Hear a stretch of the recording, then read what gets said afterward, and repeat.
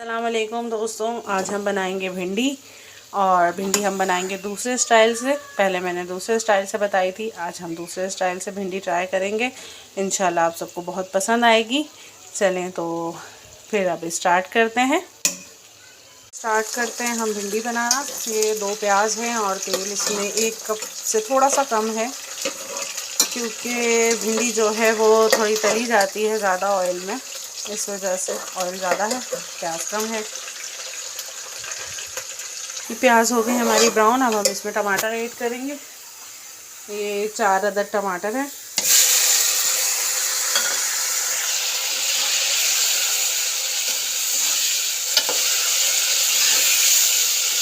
اب اس میں ہم مسالے ایڈ کر دیں گے۔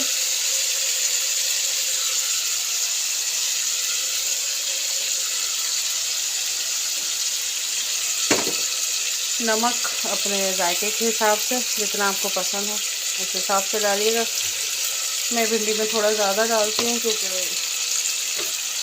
بھنڈی میٹھی ہوتی ہے، اس وجہ سے۔ اب یہ ڈالیں گے ہم پسا ہوا دھنیا 1.5 چمچ،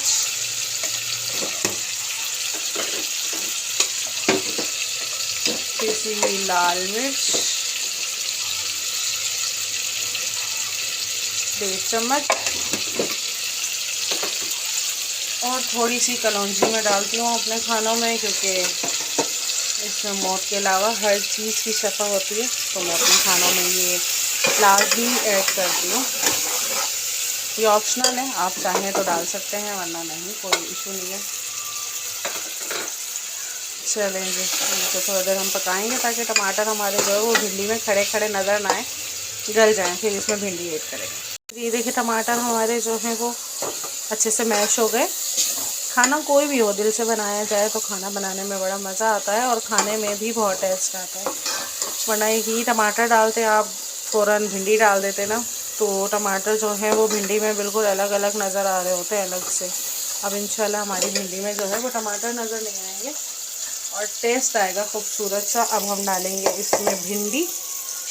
پہلے جو ہے وہ بھنڈی میں نے دوسرے طریقے سے بنانی سکھائی تھی، اس میں ہم نے تیل میں سے جو ہے وہ فرائی کیا تھا۔ اب ہم اس مسالے میں کریں گے، یہ الگ طریقے سے بنے گی، اور انشاءاللہ دونوں ہی بہت اچھے ٹیسٹ دیتی ہیں، اس کا بھی بہت اچھا ٹیسٹ آئے گا انشاءاللہ۔ اب ہم اسے تھوڑی دیر پکائیں گے، یہ اپنا لیس چھوڑ دے گی، اور مسالہ بھی جو ہے وہ انشاءاللہ، یہ دیکھیں لیس اس کا، اور مسالہ بھی ہمارا اچھے سے جو ہے وہ فرائی ہو گیا ہے۔